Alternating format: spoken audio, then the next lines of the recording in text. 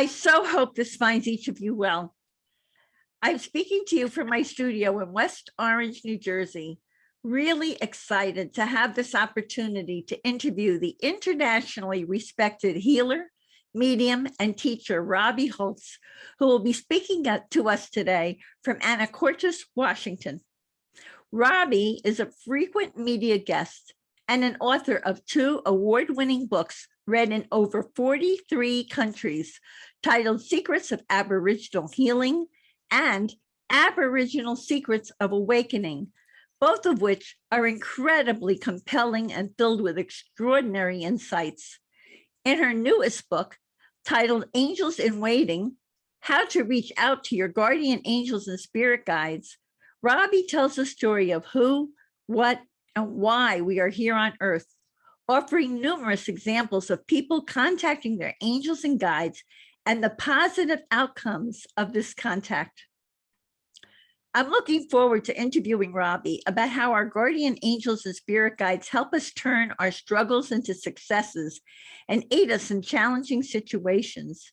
How Robbie's husband, Gary, continues to assist Robbie from the other side, the uplifting information she has received regarding Earth moving into the 5th dimension, and more. This is surely going to be a very healing and enlightening interview with a truly remarkable woman. Hey, Robbie, a warm, heartfelt welcome to Grief and Rebirth podcast. Thank you. I'm really excited to be here. I am excited for you to be here. This is going to be just so wonderful. Let's begin. I'll begin with this question.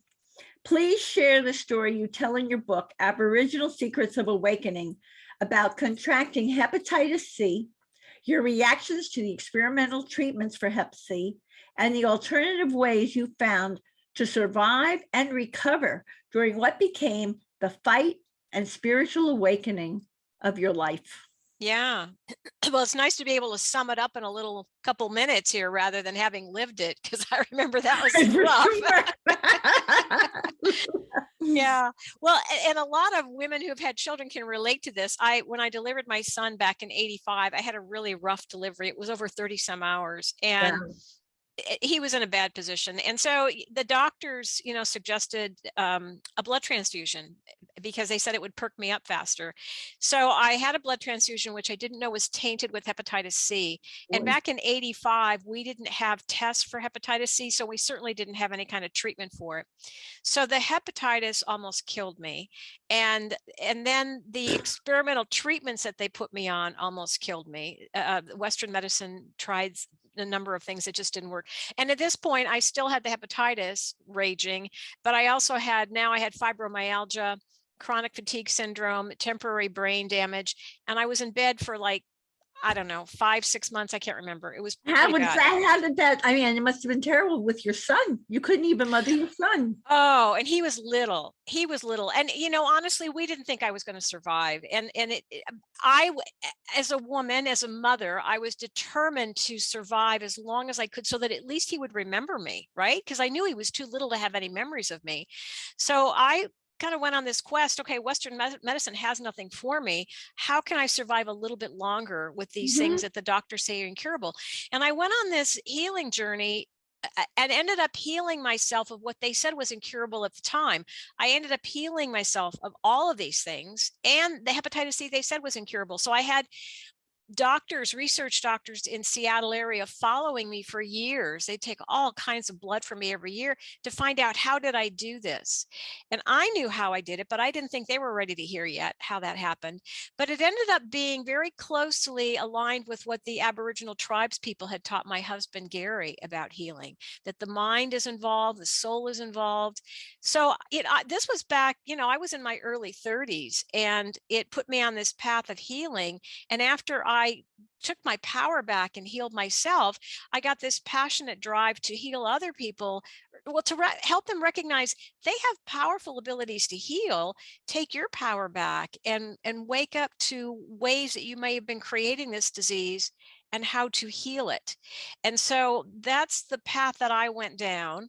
And so then my husband had gone into the outback. That's another Yeah, story. you know what I want, my next question is, during your Sure. quest for wellness, you met Gary, your husband Gary, Yeah. and his story, and I got to tell you, everyone, that book is amazing. His story is chronicled in the award-winning memoir, Secrets of Aboriginal Healing. I've recommended Gary's book to so many people. Please tell us about Gary and describe the Aboriginal healing techniques he learned from his encounter with the remote outback Australian Aboriginal tribes people. And then we'll talk about how you and Gary employed these techniques. Yeah. Okay. Yeah. So Gary was an award-winning physicist, right? He was a scientist, very black and white. If it can't be proven, it doesn't exist kind of guy. And he had developed multiple sclerosis to the point where he was in a wheelchair as a quadriplegic. Wow. And he had been given pretty much the death sentence by his doctors. In other words, put your affairs in order. He really had about 6 months to live. Now, how old was he at this time? He was in his, let's see, this was back in 94. He was probably in his 40s. And young guy. Yeah, young guy. Yeah. So, you know, he's a tenacious guy, and he had heard that the outback Aboriginal tribes people had remarkable healing abilities. So as a quadriplegic in a wheelchair, he was flown into the outback, unloaded like cargo from a plane in his wheelchair, stayed with these Aboriginal tribes people, and came out a short time later dramatically transformed, not just physically, but emotionally too, because now he had feeling in his body for the first time in 7 years. He was no longer a quadriplegic, he was a paraplegic, but he was able to really function so much better. But I think the big thing, Irene, that you've discovered and that I've discovered is that there's a lot of gray that exists that can't be proven, but it still exists. And so the Aboriginal tribes people are the oldest continuous culture on the planet, and they have remarkable healing abilities.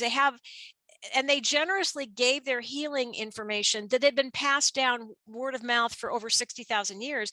They generously gave that healing techniques information to him because he was a physicist, and said, please take this out to people because we know they need it and it will be very helpful for them.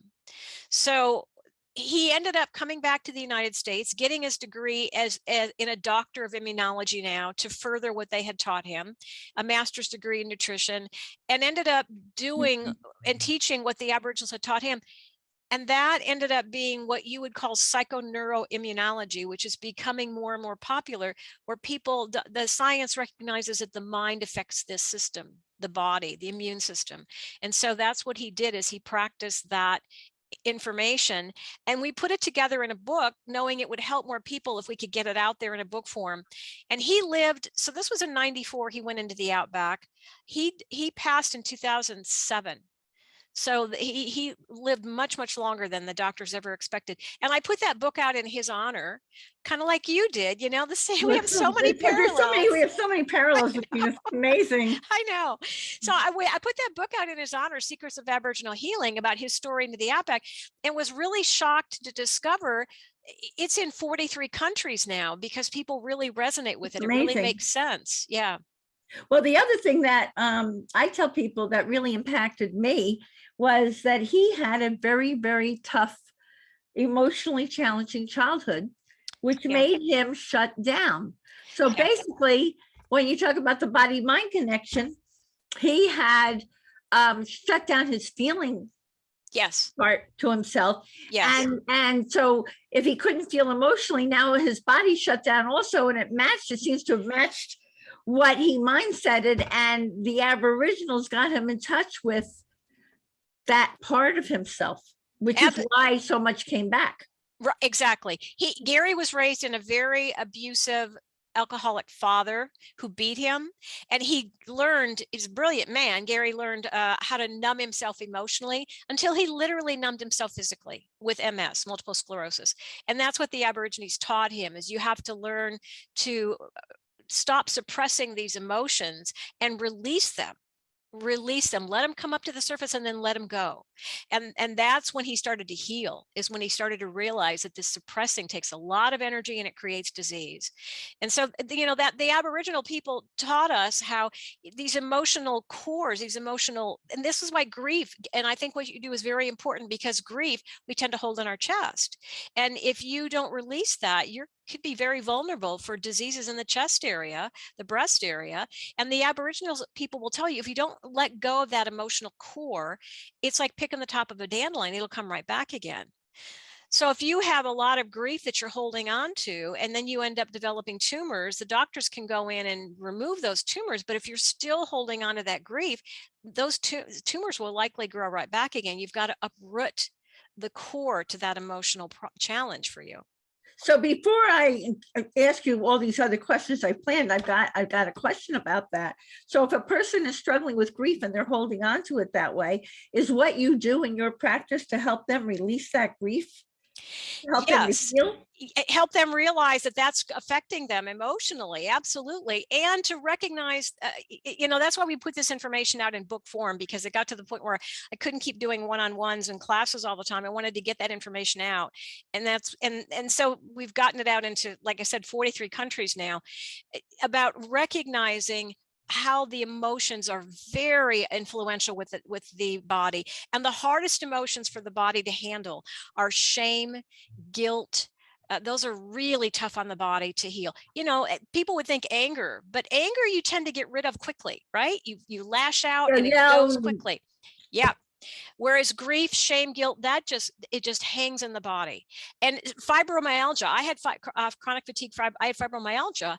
Fibromyalgia is like an autoimmune system. It's not like it is an autoimmune system disease. And we're seeing younger people with it all the time, and more people all the time requiring it. That is intense fear throughout the whole system. So you have to realize, if you're holding a lot of fear throughout your body, it's going to affect something. And it depends on your DNA and what your weakest link is. But if you tend to have breast cancer, you want to really pay attention to letting go of that through laughter, through, fond memories, and then letting go and realize, okay, things come and go, move on. Or if you have a lot of fear throughout your whole system and you tend to have those tendencies, recognizing, and this is why the latest book I put out about getting assistance from angels and guides, to help you do that, to help you recognize that you're doing that, and where to let go. Because Irene, if you're uncomfortable with your emotions, if they're uncomfortable, I guarantee it's affecting your body in a physical way as well. Well, I would also bet not only being uncomfortable with your emotions, but people who have all these control issues and they think that they can control everything that's going on. So where the heck is all of that going in there? And then they can't let go of it. Yeah. So yes. And this is why you need to develop practices where you have meditation, or you have exercise, or you have, laughs with girlfriends over a glass of wine, something to let this stuff go. But and to be more aware, to stop doing that if it's not helpful, because we pay attention to what we feed ourselves, right? You want to eat healthy. Yep. And you have to pay attention to what kind of emotions are you feeding yourself, because it's either love-based or fear-based. And you will thrive with the love-based emotions, and your body will eventually, really become affected by the emotions that are negative. Yep. I hear that. Could you describe your healing spirit team to us? First of all, tell everybody what a healing spirit team is, Robbie. Okay. And share how they help you to assist others. Okay. Well, my husband Gary passed in 2007. And I did not expect, Irene, this was kind of a shock to me. I don't know if you've had a similar experience, but when Gary came back from the outback, he started communicating with angels. He didn't know anything about that, but the Aboriginal people taught him to see and communicate to them. And he spent a lot of his time doing that. They did a lot by telepathy, didn't they? Yes, they're telepathic. Yes. And so he started developing those abilities to see them, to hear them. And he was really good at it. And I didn't even know. It didn't even occur to me. That's not fun, because when you had an argument, he could read your mind. He could read my mind. Yes. And I do remember him twice popping thoughts into my head about, let's go get an ice cream cone. And I'd ask him, hey, you want to go get ice cream? And I realized later, oh, that was him. But I didn't know that. But anyway, so when he passed in 2007, he showed up every morning at 8 o'clock. He was a very punctual man. He would show up at 8 o'clock on the dot every morning. If I closed my eyes, I could see this image of like an eyeball, like a black and white negative, right?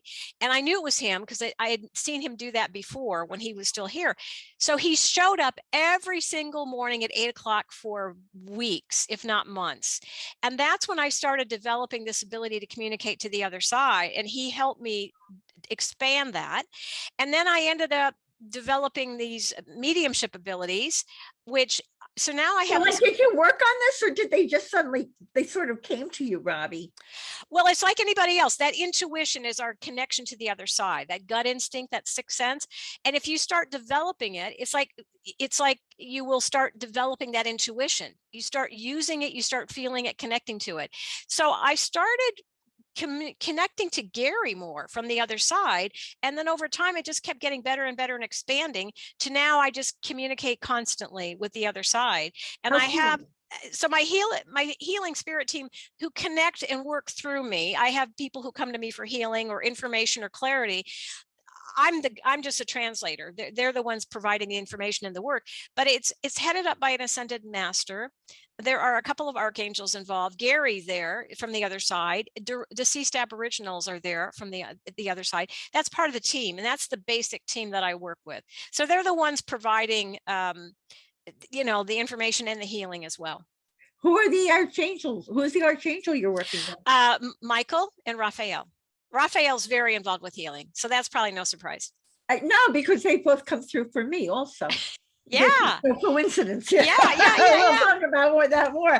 So you've told us how Gary is continuing to connect with you, and does he assist you from the other side, like helping you diagnose people and giving you healing modalities and all of that? Yes, and he helps other people too. It's not just me, especially other healers. People will read the book or they knew him before, and because he came back from the outback and became a healer using what the Aboriginals had taught him, he got very involved in healing, and we developed this healing practice that we worked with together, and then decided to start teaching people to spread that word. So he still helps from the other side. And so here's the thing, Irene, when I asked them, my guides, okay, what's the highest vision of my soul? What does my soul want me to do? And they said, write a couple books. I just about fell off my chair because I hate to write. I don't know how to write, So, but I'm designed to be able to be really organized and get things together, and I'm tenacious and I'll make it happen. And so now you just described me, Robbie. Get a kick out of that. I knew you'd get a kick out of that, right? Because I didn't see this coming. The same way. Yeah. And I just finished the 4th book. The first couple are award-winning, and they're in other 43 countries. But it was because, like you, I'm tuned in, and I'm letting them guide me and help assist me. There's no way I could have done that on my own. No way. No way. I mean, when I was told to write a book, I was like, what book? I played the violin. What book? What do you want? But here we go. Yeah, here we go. Let's talk about your new book. It's titled Angels in Waiting: How to Reach Out to Your Guardian Angels and Spirit Guides. How did you learn? Well, you're sort of telling us, but keep going. How did you learn to communicate with angels and spirit guides? How is an angel different from a spirit guide? Okay. And are both helping all of us to awaken to a higher state of being? And what's that? Those are great questions. Well, I started, developing that intuition and started developing this ability to communicate better and better all the time, and recognizing how they work through me and how they communicate. And so I started going down that path. And I remember at one time, one of the guides said to me, she said, why don't you hand that over to me? Why don't you let me help you with that? Why don't you lean on me? And I started doing that, where I would let them assist me and help me more. And Irene, that was a big game changer for me. Now, was this while you were working with people to help them to heal that she was helping you? Yes, but in general with my life. Okay. Oh, wow. Because my life, my business was exploding. I couldn't handle everything. I was getting, nervous about how am I going to have a balanced life, right? If I have all this coming at me. So, you know, they're like, why don't you hand that over? Let us help you with that. So I started handing things over and allowing them to help me more, because it's a free will planet. We need to ask them to invite their assistance. So I started handing things over, and that's when things just really changed dramatically. And that's when I realized there is so much help available from the other side, but we have to ask, because it's a free will planet. They won't just intervene. And that's the thing. They kept saying this to Gary when he was alive. Please let us help. Tell people to let us help them more. And they had me write the last 2 books about angels and how to get help and get this information out, so that people start asking for help, so that it's like you have to extend that hand up before they're allowed to extend the hand down to assist us. It's interesting, because I've been told that many times. You have to give them permission to help you. Yes. And it's so interesting, because what you're doing to help so many people heal and pass this message. And my job is to be a bridge and help get all this out. So like, they're all working through us. It's so interesting. There's many jobs many ways to be of service. So let me define quickly for you the difference between a spirit guide and an angel. Please do, because a lot of people don't understand that. Okay. And let me throw in a little bit of information about the guardian angel too, because that's, I think, very important. So angels have not incarnated and had human lives. They don't need to. This is like a school. They're so far beyond. They don't need to go to this school. Okay. Now they can take on a form. It's not uncommon for people to tell stories where angels have taken on a form briefly and, you know, maybe appeared as a fireman and gotten them out of a burning house. It was an angel. They go back later. There is no such fireman, right? So angels can take on a form briefly, but they don't need to go through the whole human process of the whole human life. And then spirit guides, however, have had many, many, many lives where they are highly enlightened, high consciousness, and they want to be of service, but they know what it's like to be a human. They know what it's like to have a child with autism, certain spirit guides, or they know what it's like to be a mother or taking care of an aging parent. They know that. So they will step in and be of service, and they will help in that regard when we ask for help. Now, guardian angels are a little bit different. Guardian angels, and that's really what I want people to wake up to, is that every single person has at least one guardian angel by their side. Whether you believe in them or even are aware of them, they're there. So this team has your spirit guides, angels, and also guardian angels. Yes. But it's all help from the other side of the veil. Doesn't matter, but it's all there, but you need to ask for it. So the guardian angels have a little bit different role in that they are with you from your first breath to your last breath. They are assigned to be with you this entire lifetime.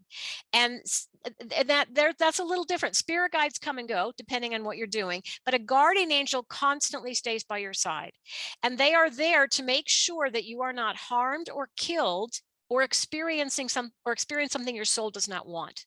That's why they're called guardians, angels. They have permission to intervene in those instances. And I know you've experienced some of those times as well. So they're there to make sure that you're not harmed or killed or injured if it's not your soul's intention. And so, but there's so much more they can do if you ask and allow them. Because it's a free will planet, they need to wait until we ask beyond that guardianship role, all of them.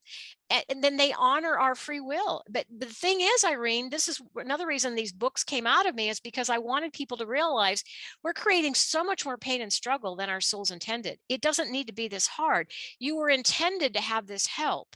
You were intended to take advantage of tremendous help from the other side of the veil, but you have to ask for it first. And the cool thing is, I think this will help people, is when you allow them to help you, and all you have to do is ask in your mind. They're telepathic to your thoughts. So you answer in your mind, and then you're trying to help yourself, but they can bring in the reinforcements, kind of. Yes, and they have tremendous. It's like operating at 5 amps of power on your own versus 5,000 amps of power with their help. It's tremendous. They can help you not get triggered. They can set up synchronicities. It's very, very easy for them. But the cool thing is, because they're serving you out of tremendous love, and we only work with benevolent spirit guides here, but they're all serving out of tremendous love. Every time you allow them to help you, because they're serving out of love, it enables them to grow and evolve. So it's a win-win. It's this symbiotic relationship that as you allow them to help, it allows them to grow. But also they want to help us. They really do. They love us tremendously. Well, we're kind of partnered for So that's the other part of the question. How are they helping us to awaken to a higher state of being? And I would imagine it's just this awareness that they are there and that they can help. Propelling all this. Yes, they are here to help humanity right now as we shift, as you said earlier, from the third into the fourth and ultimately the fifth, which is a more love-based vibration. So for instance, if you have a real challenging time forgiving somebody who's done something to you and you're holding on to that, or you're grieving somebody that you've lost, if you ask them, they will step in and assist you so that you can let go of that easier. So that you can let go of the grief, so that you can learn to forgive. They can send energies to you. They can give you insights. They can pop thoughts into your head and soften you up and help you so you're not triggered by that. You don't have to be doing this alone. That's the big thing. It's tremendous when you allow them to assist you. I just had a personal experience with that, but I'm not going to go into it. But I was dealing with some people who are a little difficult in my life, and I just said, hey, bring it on. I suddenly got an insight and the whole dynamic changed very rapidly, and the speed of it surprised me, but I know I'm getting help. Yes, it makes a huge difference, because otherwise you're relying on the mind, which it's a powerful tool, but it's not really designed to know how to do this stuff. It doesn't know necessarily how to heal or how to let go of this stuff. But with this higher consciousness coming in, this tremendous power, it's very easy for them to work and manipulate in this third dimension. But they're very cognizant of free will. They will not, force anybody to do anything. It's very lovingly guided, but it's powerful what they can do so that you can release this stuff, so that you can move on, so that you can shift out of these third dimensional tendencies, which have to be fear-based, negative, depression, whatever, and shift more into higher frequencies of love, acceptance, compassion, non-judgment, those sort of things. That's what they're here doing. I'm going to really want to talk to you about those different dimensions. I think that's one of the most fascinating things I learned in your book. And when you look at what's going on the planet now, it's a little hard to imagine that we're shifting to a higher dimension. So that's really good, hopeful news.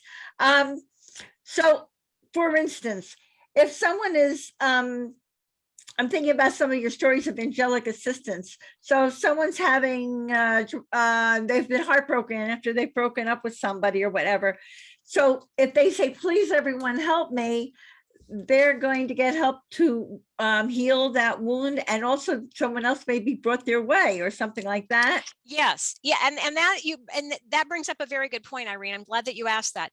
When they assist, and they will step in and respond, but they're going to respond according to two things. They're going to respond according to the highest good of all and your soul's intentions. So you can say, for instance, well, thank you for helping me have a relationship with so-and-so, a romantic relationship with, this guy at work or whatever. But if it's not your soul's intention to do that, they won't do that. But they will bring you a romance that's more suited for you, that may be better for you, because they will honor what the soul intends. That's very important. But so sometimes people will ask, I'm going through financial burdens right now with the pandemic. I really need to win the lottery or whatever. Thank you for helping me win the lottery. They won't do that if it's not your soul's intention, which it probably isn't, but they will bring abundance to you and financial security in other ways, according to the soul's intentions. So that's important to recognize. They're helping. They just not maybe helping the way you expect them to. Right. Well, that's sort of that expression where you'll say, please help me to my highest good, because we do program when we come here. Am I correct, Robbie? We do program. Yes. I mean, you and I did not know consciously what we signed up for, but we did program for this possibility. Yeah. Right. You're right. And they know. Yeah, you're good at this, and you're designed for this, right? We just didn't know, right? Yeah. Right. That's the big surprise. We got amnesia. Oh boy! So we woke up. It's not at all what I thought. Yeah. So tell us about these dimensions. What is please explain the third, fourth, and fifth dimension. Okay. Why will some of us arrive there sooner than others? and explain how the levels of reality are different in each Okay. dimension. And what's the hope for us now as everybody's grappling with what's going on this planet? Yeah, I'm glad that you asked that, because I think it does help to talk about it. I love talking about the dimensions. Dimensions are not a place. It's a frequency, it's a vibration. And when you are in a certain dimension, the lower dimensions, like third dimension, which this planet currently is, tends to have a lot of fear, negativity, depression, stress, anxiety, and we do awful things because we're not really in service to others yet. We're more in service to self. So there's a lot of greed. That's just a level of third dimensional thinking. When you shift into more loving, love is a higher frequency, a higher vibration. When you shift into fourth, and a lot of the listeners have been into fourth, that's when you have extreme awe, extreme gratitude. You're just in extreme happiness and extreme peace. That's touching into the fourth dimension. And the key is, and this is what the angels and guides are helping us do, is to shift into those frequencies and stay there, not get pulled back down into third dimensional angst, depression, anger, whatever. That's the key. And so ultimately we're heading into fifth, which is very, very love-based. And that is where you have this desire to help others. You don't really feel like you have any needs because they're taken care of. You really want to help others. You don't judge. You recognize everybody's here learning the way they need to, at the pace and the way they need to. You are just very compassionate, very forgiving. You're not hanging on to those emotions. Okay. Right. And this is why the body and emotions are showing you where you're getting stuck, right? You're here at an earth school, so to speak, and it's showing you the pop quiz. When stuff comes up and triggers you, that was a pop quiz. So you ask, why is this here in my life? How is it here to help me grow? And that's how you recognize where your mind is still getting stuck and still getting triggered. But asking the angels and guides to help you, they can help you shift out of that. But first, they have to give you an awareness that you're doing that. And so that's what's happening in the present state of the world right now, is we're gaining an awareness of where we are really stuck and what needs to change. I mean, these people, though, who are in such in greed and lying and all these things that they're doing, they're definitely third dimension. They're not going to rise up into a fourth dimension. But is it the groundswell of the people around them rising that's going to affect the change? Exactly. It's happening, but it's not making the news, because that's not what the news sells. But it's happening one by one around the planet. They're also coming in very different. I've been working with people for a long, long time, and I'm seeing that younger people are coming to me who are in their early 20s, 19, saying, I know I'm here to do something, I just don't know what I'm here to do. They're very different. Their abilities and skills are very dramatically expanded compared to ours. Okay. And so it's happening, it's changing. But here's the thing that I think will be helpful, Irene. So right now there's a big shakeup, like most people don't really want to we don't like to make changes. And so it takes like a heart attack or a car accident or something to get our attention and make a shift. This is what's happening right now, and it's global. What they're telling me is, I have a 6-year-old grandson, and they're saying, and isn't that lovely? I got only not to raise my son, I got to also have a 6-year-old grandson, right? I didn't think I would make it to age 40, and here I am in 67. Yeah. What a blessing. Yeah, what a blessing. But it was supposed to happen, right? I had to almost die twice to be able to help people to recognize how to heal. But my 6-year-old grandson, they're telling me that a lot of the changes that we want to see in this fifth dimensional existence, he will see in his lifetime. Okay. So wonderful. So we're here ahead of the curve, the head of the bell curve, bringing in those changes. But a lot of those things my 36-year-old son will see, but especially the grandson will see those changes that we wish to see. It's just that we're in the forefront of it. Right. We're in the trenches right now. Yes. Trenches. Robbie, what's the difference between having a soul and being a soul? And why are we souls here on Earth in these funky earthy bodies that we chose? Like, what is up, right? What is up with this? Yeah. That's a funny question. Well, we don't have a soul. We are a soul. We are etheric beings. We are souls who choose to come to this planet Earth, because when we come here, it's a free will planet, so we can learn any way we want. But when we come to this planet as souls, our passion is growing and evolving back to love and light, right? And so as souls, we come to this planet. It's a tough one. It's very primitive and it's very tough, but we are given bodies, which is a blessing for an etheric being to have a physical body. So now does the being choose the body? I'm going to have this body. Yes. I'm going to have this deformity, or I'm going to have this health problem, Yes. or I'm going to look like this. I'm going to be Gina Lola Brigida or whatever it is. Do they choose? Yes, there's a lot of wisdom in what family you incarnate into, and the body that you're given, and the abilities that you have. You're exactly the way you need to be for this journey. Okay. So maybe as an example, maybe you want to learn deeper levels of self-love. So if you're an older soul, and older souls are all equal. It just that the younger souls tend to be more greedy, materialistic, vain. That's fine. That's just where they are. They haven't learned their lessons yet. They haven't learned it yet. They're still. I always liken it to they're in elementary school. The older souls are going through high school, and some are even getting their PhDs. Yes, exactly, right? Exactly. So let's just say that you want to learn more about self-love. You might be born into a family where they lead you to believe you're less than. You're not worthy. You might even have a physical impairment. You might even have some limp or something, or a stutter or something that leads you to believe you're less than, you're not good enough. And that is to help you learn how to find the love from within rather than outside of you. So you have to overcome that societal conditioning, that culture that tells you you're not lovable exactly the way you are. And you do that by recognizing that you are this divine luminous being, incredibly brave for showing up on this tough planet, and that you are here worthy of love exactly as you are. And it's a lot easier to do that when you bring in assistance from the other side with the angels and guides. They can help you find that love. They can help you overcome this mind stuff, this distortions and the lies. Okay. So the other thing that when you come here, you're given a physical body, which is a blessing for a soul, but you're also given an expanded version of emotions that you don't have on the other side. On the other side of the veil, and I want especially people that listen to your program to hear this, things are in perfection. It's really hard to grow when things are in perfection. It's a bit stagnant for growth purposes. So we come here to master these lessons, these challenges, by going through them and experiencing them. And you get a physical body to help you with that on this free will planet. And you also get expanded emotions so that you get, for instance, impatience, depression, anxiety, jealousy. You get to experience that, and it helps you grow because we grow through experiences.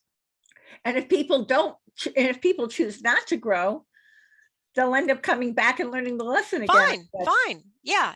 It's no different than somebody going through, repeating grades over and over at summer school. There's so much love and patience. It's like, that's fine. That's fine. That's it. So they'll get it eventually. Yeah. Robbie, you of all people on this planet Earth, what is your message about the I can't wait to hear. Why should people heal? Why should they heal while they're here in this body, in this lifetime? I'm busy providing all these healing choices. Why should somebody do their work? Because it's not so easy to it takes a lot of courage. Well, and the mind will tell you can't, right? The mind will tell you can't, especially letting go of these emotions and recognizing that the emotions is kind of like, I won't get into that. We've already talked about how the emotions affect the body. But let me say this as an incentive, okay? Because it's true. If you don't get it, they ramp it up the next time around. Oh, wow. So there are people who we see who are really struggling on this planet who may have gotten an F in another lifetime or something. Well, you never know. Like if I'm really challenged by somebody and I have a really hard time with them, they're going to keep bringing it around until I get it, until I just accept that's where this person is and their level of growth. There's nothing wrong with that. No judgment. That's just where they are. But let me throw this out there. They have told me that there are, like you might get an old soul who comes in who's addicted to opiate because they want to experience, their soul wants to experience powerlessness. So you can't judge what people are doing. They may have chosen, like I used to volunteer down in Seattle with my sister. We would bring supplies to the homeless, right? And we would pack in supplies to them. I saw some really old souls who had no clue they were old souls. They didn't even have a clue they were souls, who were homeless alcoholics in the gutters, but that's what their soul wanted them to experience. And I also saw some of those alcoholics, homeless people, handing the supplies we were giving to them, the socks, the warm, hot cocoa, whatever, giving it to other people who needed it. Wow. So you just never know. That's why we don't judge. Everybody's at different places, learning in different ways. Right. That may be one of your greatest teachers, that person sitting there on that corner.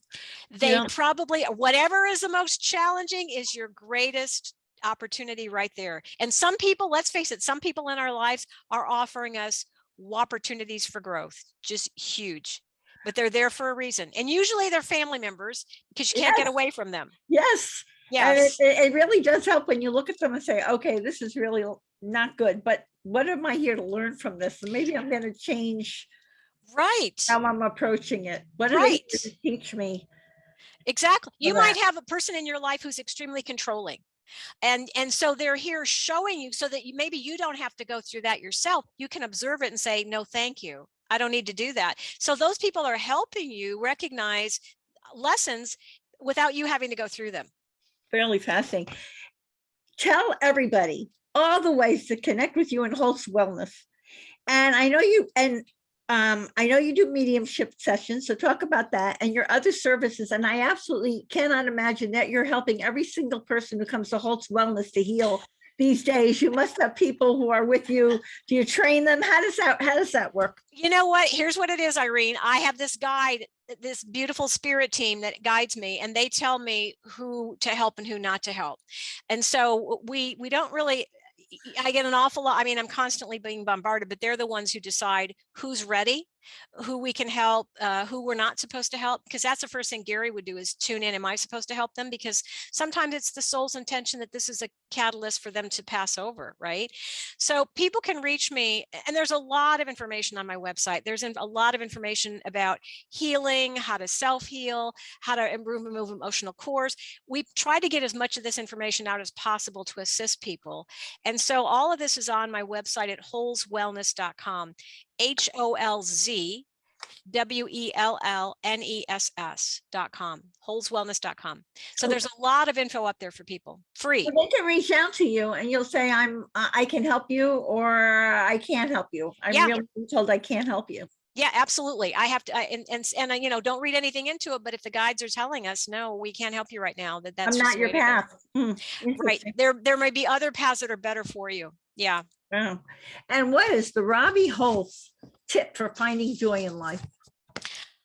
Oh, Irene, I'm so glad you asked me that. You know what I'm finding? I'd love to hear yours too. I'd love to hear yours, but I'm finding, and I've asked the team to help me with this, right? To find the awe and wonder and joy in the simplest things, like watching.